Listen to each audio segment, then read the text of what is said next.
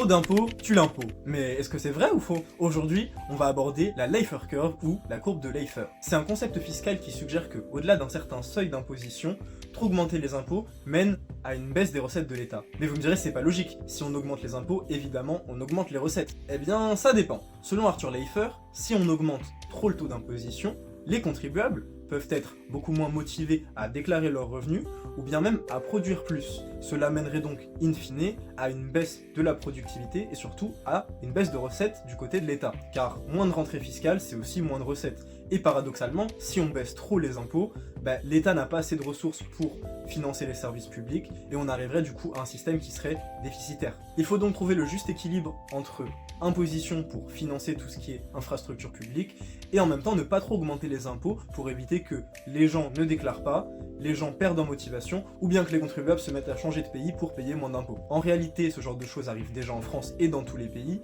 et l'évasion fiscale est un sujet très complexe. L'idée est globalement qu'il existe un point d'équilibre avec lequel l'État impose suffisamment ses contribuables. En dessous, l'État n'impose pas assez et pourrait imposer un peu plus.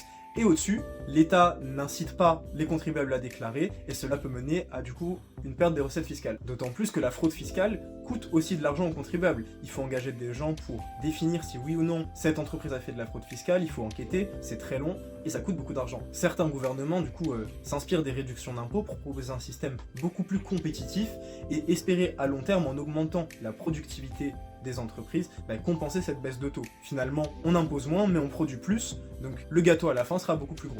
De nombreux détracteurs disent que le taux d'imposition n'est pas le seul facteur qui influence les gens à produire. Il y a effectivement tout ce qui est infrastructure publique, l'État, l'école, la santé sont certes très importants, mais il y a aussi du coup les taux d'intérêt. C'est un système beaucoup plus complexe que uniquement le taux d'imposition, et on peut leur accorder ce point. La courbe de Laffer, comme tout en économie, reste un outil en plus. Et il faut donc se poser des questions. Est-ce qu'on est au bon seuil? Est-ce qu'on est en dessous? Est-ce qu'on est au-dessus? Moi je vous laisse débattre de ça en commentaire. Si ça vous a plu, abonnez-vous, et n'oubliez pas, restez curieux.